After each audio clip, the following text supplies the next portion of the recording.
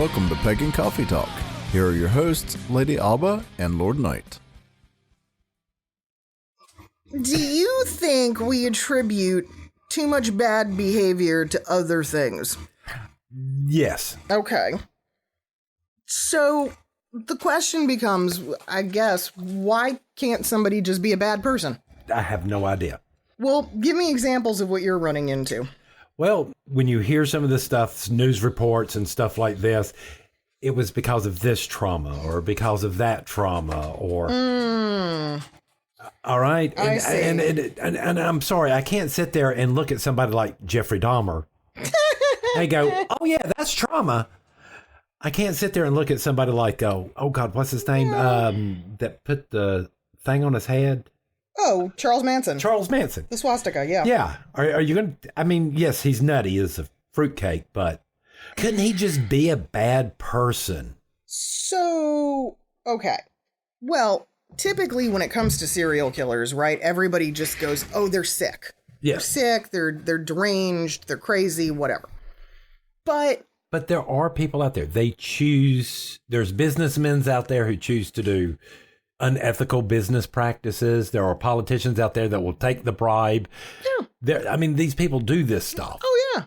I mean, we don't have to search very far. No. Unless you're talking about a sociopath to know that the grand majority of people know right from wrong. Right. At least from a basic moral perspective. Yeah. You can have this conversation with most 5-year-olds. So what I think you're getting at here is that some people, they want to attribute it to something else, or they want to blame the behavior right on something else versus just accepting the fact that, in other words, sometimes a bully is a bully just because he can. Right. And I mean, I'm not downgrading or, yeah, I'm just saying, why don't we see people sometimes are just this way? Well, I think it depends on how close we are to them. I think it's easier to say that someone is just, like you said, they're just a bad person. They're just shit people. That's it, right? It's easier to see that when we're removed. When right. we don't know them personally. When it's a family member, a close friend, a love interest, that's when we tend to start making excuses. See, that's the problem that gets me. Are we making excuses or are there really problems there? Because my thought is if there's really problems there and you know there's problems there, you're going to go seek help or something to fix said problem. But these same people will sit there and not do that. But some people don't want to. No, some people don't. I mean, that's the God's honest truth. Like, some people are like, yeah, I know what I did was wrong. I don't care. This seems to be an attitude I keep on seeing in modern day more and more. I think we're seeing it more and more because people are put under a microscope more and more, right? Like, everybody's looking for somebody to fuck up. Everybody's looking to poke at what they did wrong. Which, of course, then opens up the bigger question of what's right and what's wrong. Right. And, you know, it starts in with that kind of shit. There's so many, especially comedians, right? I love stand-up comedy for this. Oh, yeah. Comedians will say all kinds of off-color stuff. Oh, yeah. And most of them right now have the same attitude. They're like, cancel me. Go ahead. I don't care. What I said was funny. If you don't like it, that's your problem. But there's nothing wrong with what I said. And part of their theory is, right, it's jokes. It's just jokes. Okay, I can get that, right? A joke is not an action. No. Somebody can make a joke about something as horrible as, I don't know, pedophilia. Yeah. And, I mean, I hate to say it, in the right context, it could be very funny. But it's not, they're not doing it. They're not actually acting upon said thought. It's just a thought. Right. Well, now, what about this? Like we've been hearing lately about the people, about the free Palestine from the river to the sea, which actually calls for the genocide of the Jewish people. Okay. All right. I mean, again, I'm not going to sit here and call these people that are calling for this evil, because I'm not sure if they actually know what they're saying. That's also a big, broad group. I mean, then we're talking about, there's much bigger things at play there. I think we're better off to stick with the individual and look at the smaller microcosm picture. But because I've seen the same people do the same thing, and we will both sit there and look at Hitler and the Nazi Party. What I did is bad. Right. This is evil. But I'm back to who decides that. Who says that? Okay, so fine, Hitler. The slaughtering of hundreds of thousands of human lives. Wrong. Yes. The thought that you represent a superior race of people. It's a thought. It's a thought. It's not wrong. Hold on. Let me give you your phrase back to you. It's a choice. Kind of. It's a choice. It's a choice. I mean, would most people probably be like, that's a little messed up. You maybe don't want to share that with others. But, but again, is it criminal or wrong or morally I don't know, because it's a thought. It's an idea. But again, the population in Germany did not start off this way. Mm-hmm. This was a slow, methodic. But that's what I'm saying. Even if you wrote... if Hitler was around today, I mean, I can't believe I'm saying this, but if Hitler was around today, if he wrote a book and was like, I believe there's a master race of humans and they are superior and they are blue-eyed and blonde-haired, right, and he laid it all out, he'd be on CNN tonight debating this with somebody on the opposite end going, you're out of your mind. What is wrong with you? How could you say that? But if he's just going, it's just a book. It's just a theory. This is my thought process. This is what I think. If there were no action taken in relation to the idea, is it bad? See, that's where I think traditional craft is interesting. We live by deeds. Yes. By your deeds you shall be known. My thoughts and my deeds are two very different things. In any given day, how many thoughts do you have? Well, how many thoughts do I have that I know will never come true? Also, though, how many thoughts do you have that you could say are controversial, are negative, are wrong, someone else would disagree with? Loads! I mean, come on, if we really want to get honest, I would venture to say that half of a human being's day is spent processing and rejecting thoughts. Yes. Yeah. But it doesn't mean you don't have them. Don't mean you don't have them. I mean, there's a lot of times you sit here and listen to stuff and go, okay, that's just bullshit. Right. Move on. But I mean, I even see my dog wrestle with this, right? Animals will... Should I do that? I don't know. I want to eat that. Yeah. I'm going to get yelled at if I eat that, but I want to eat it. And then sometimes they go for it and sometimes they don't. But yeah, I don't see that's what's messed up. We will stand here and defend thoughts all day, every day. Now, then we also, though, right, have the Crowleyism of craft. Right. Doest thou will is the whole of the law. Right. But is doing, again, it's doing, not thinking. Well, again, and if you even change your moral structure, this suddenly become, okay, well, this isn't as bad as I thought. Yeah. This is really interesting. So some people, yes, clearly we know this. They do something, the majority of people find it to be wrong, and they don't care. They did it anyway. They're fine with it. Okay? And then you have those who know it's the majority of people are going to find it wrong, or they themselves deem it wrong, which is more important. Right. And they did it, but they feel bad about it. or there's guilt or remorse or whatever there might be. And then, yeah, you have society pushing on us with a whole bunch of ideas of what's wrong in the first place. Right. So let me ask you, could we ever come up with someone, can you think of anyone who is actually evil, like Sauron, or one of the, from the history, from these great stories where the guy just seems to be evil for no reason. For the sake of being evil. Evil. Because I don't consider people with issues doing bad stuff as evil. This is just your thought process, kind of.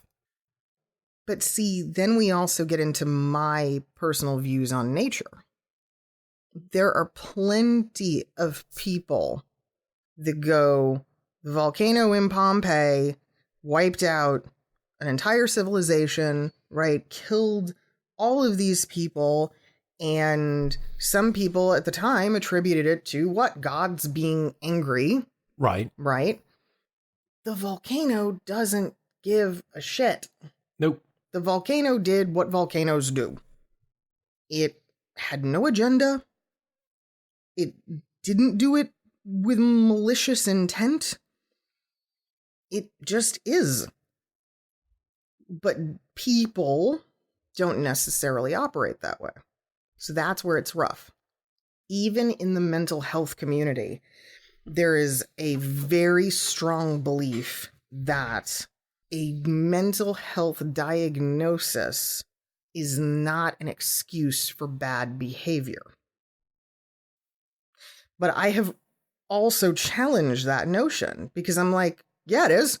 Yeah. It absolutely is. Because if I'm an unmedicated schizophrenic and I go and shoot a bunch of innocent people, right?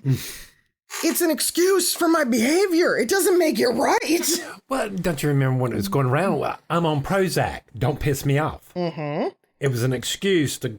But that's what I'm saying. It is an excuse for the behavior because literally what do people say? Oh, well, he was an unmedicated schizophrenic. That's an excuse. Now, we're not debating the right or wrong, the morality of it, just the act is then excused in a way. It's explained, if nothing else. Right? Right.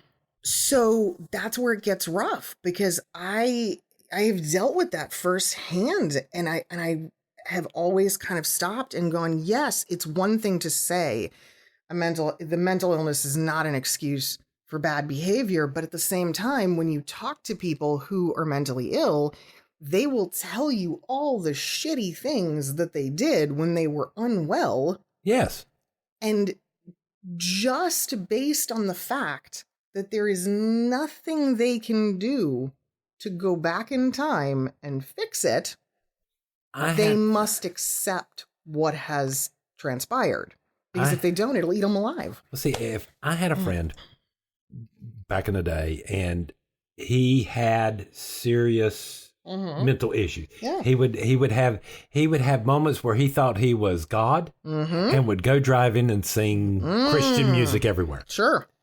And he would tell me about some of the stuff he would do. And it's like, in my head, it made sense. Yes. It was rational. It was logical. It as is often the case. Exactly. So in that moment, if that individual is not in control of their faculties, or they believe in that moment that they're not doing anything wrong, then yes, the mental illness is absolutely an excuse for that behavior. Yes. So it's kind of messed up. I've also had to wrestle with, is the behavior a result of the illness, or is it just the person? That's where it gets funky. That's where it gets really messed up. Can you elaborate on this a little bit more? So I will, because it's so fucked up. Like, okay, so if you are in a committed relationship with someone who is bipolar, and that individual cheats on their partners, this is just a known pattern of behavior for that individual. Right. They are not faithful. And then they go out and cheat on you. Which came first, the chicken or the egg? Is the bipolar imbalance what made them go out and have an affair? Or did they have an affair because it's literally what they do? It's just that person. Because you could have another individual, also with bipolar, who would go, I would never cheat on my spouse, but I will run naked screaming through the streets. You know? Well, I mean, it's again what we've argued before. Ethics is something we get from our environment. Morals is stuff that we do internally. Yes. And even in families, siblings don't always hold the same morals. Not at all. And that's what's so wild. Because, I mean, that drives me, because what drives me up the wall, and the thought is where you have the kids of an alcoholic, one will drink and the other one will never touch it again. Correct. You had two kids that went through the same thing, but yet they're handling it in two separate ways. Yes. I live in that household. I know that household. Yes. My mother was an alcoholic. Her father was an alcoholic. My sister is absolutely a functioning alcoholic. I am not. I barely drink. Go figure. So, I mean, if siblings can be that different, what about friends? Well, sure. I mean, that's a chasm. Which is funny. We just talked about everybody's normal.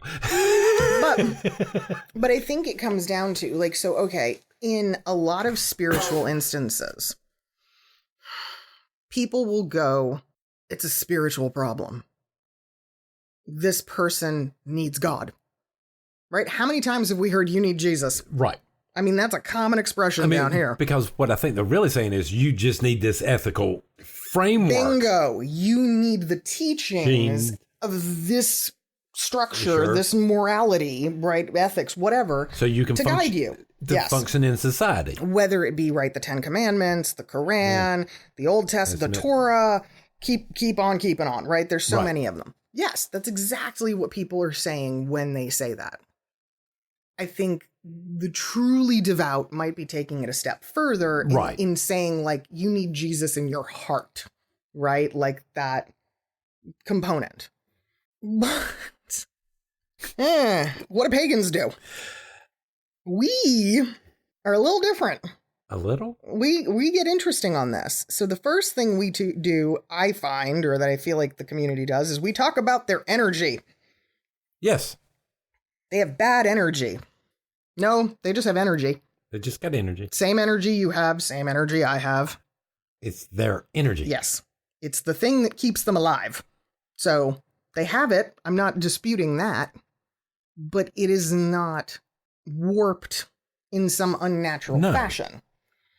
So then it turns to, okay, then it becomes, right, they're I mean, there's any number of expressions here, right? They're morally bankrupt.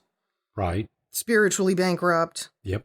More often than not, though, rather than just stop the discussion, the conversation at that person is either not well or simply a bad person, we go into what? Retaliation mode? Vengeance? No. I kind of feel like most people do. I feel like that's where spell work and hex work suddenly becomes very dominant. I guess it would depend if they're coming straight after you. Just because a person's an evil person or something does not mean that they're necessarily attacking me. Agreed. But most of these distinctions that we make because we've been wronged. Yes. We make because there's been something that's happened to us. So that is the funny thing, though. And like, so ruminating, right, is like a big thing. Like, I'm a ruminator. When something happens to me, good, bad, or otherwise, I have to think about it and think about it and think about it and replay it. And how did it go down? And why did it go down that way? And could it have been different?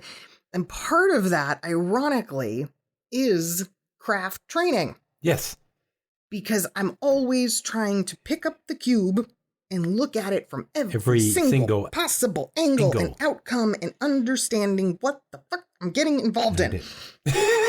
But mentally, that has not always proven to be the best game for me because I can run away with those thoughts. Okay. And then it becomes unproductive. It sort of ends up doing the opposite of what you wanted it to.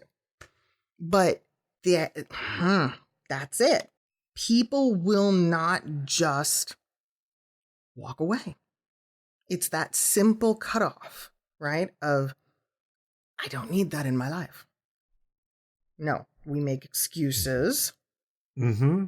We try to fix it.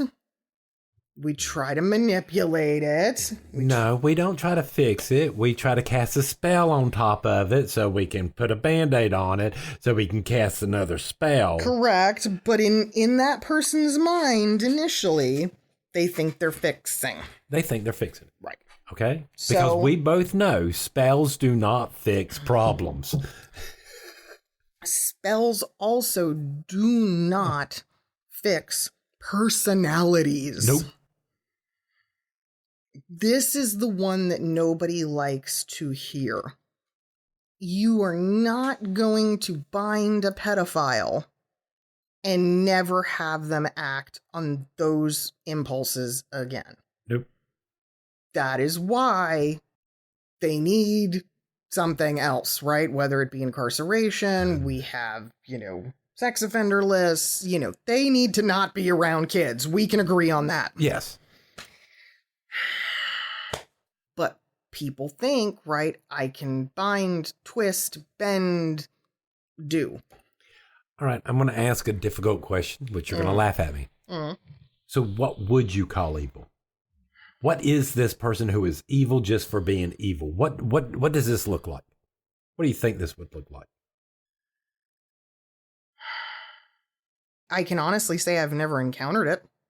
I would have to, to me, this would have to be a person who would just want to go out and hurt and destroy things just because they can.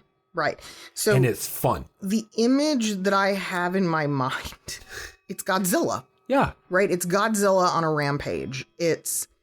I'm doing this simply because I can, not because I gain anything. I mean, even Thanos wasn't that bad. No. So I don't believe that exists. I don't.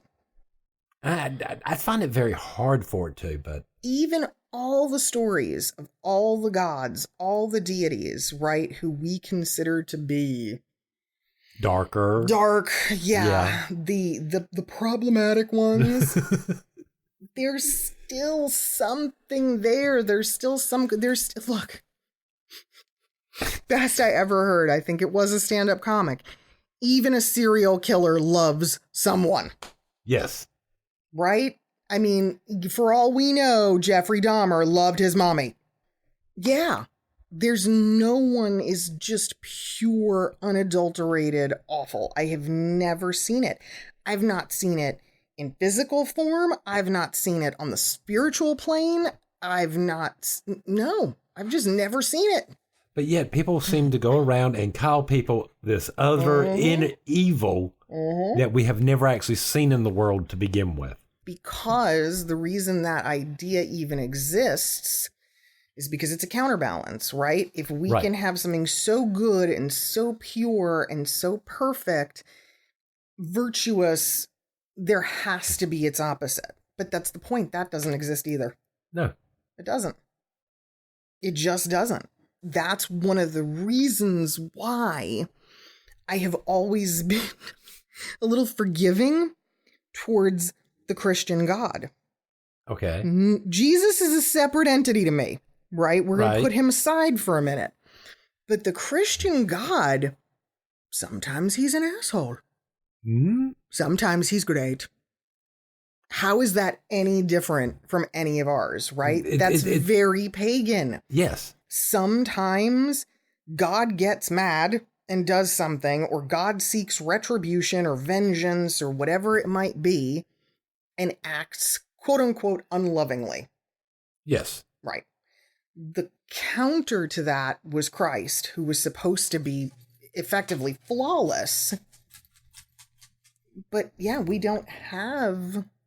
But yet he turned the tables over in the temple. I mean, he had a little bit of a hissy fit. Yeah. But I don't think that the devil played as active a role in the Bible until we had the Christ figure. I can see that. To balance it out. Yeah. That's the one I have such a hard time accepting, because I'm like, it's not, no one is all or nothing, one or the other. No. Yeah. And there's too many shades of gray in this. There is. Now, does it mean that we have to try to find the good in everybody? No. That is not your job. It's not. It ain't. And don't feel like there's some kind of weird obligation there. You do not have to go trying to peel somebody back like an onion To find that one good layer. No. Screw it. It's not. Think about what it's doing to you. Well, see, Lord Man told me this a long time ago. And he's just like, it is a fact of nature. There's going to be somebody out there in the world you are not going to like. Mm-hmm. And no matter what in the world you do, you're never going to get along. You're never going to like each other. Mm-hmm. And it's best to go ahead and accept it and at least stay civil enough with each other. Yeah. To and do the bare minimum to get by. Mm-hmm. It does happen. I think, ironically, people who live a relatively authentic life, to use a very modern phrase, depending on who you talk to, that person is either a saint or a sinner. Yeah. And that's kind of how you know. Because when everybody only has the best to say, there's something they're not seeing. They're not seeing. There's some darker stuff there that... Yeah. I would much rather hear someone say, oh, they're an asshole, but they're also the most loving person you'll ever meet. Right. I'm like, that's honest. You know, and I can work with that. I mean, I could sit here and tell you very open and honest.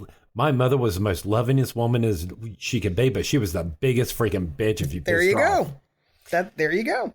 And that's okay. That's okay. It's again where we're constantly striving for balance in things.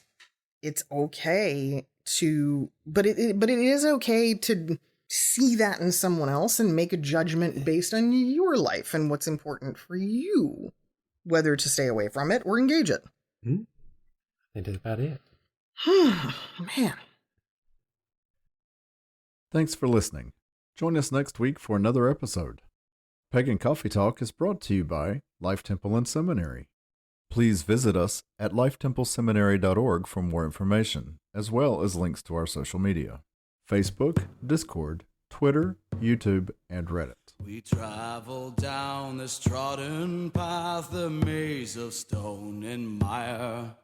Just hold my hand as we pass by a sea of blazing pyres. And so it is the end of our days, so walk with me till morning breaks. And so it is the end of our days, so walk with me till morning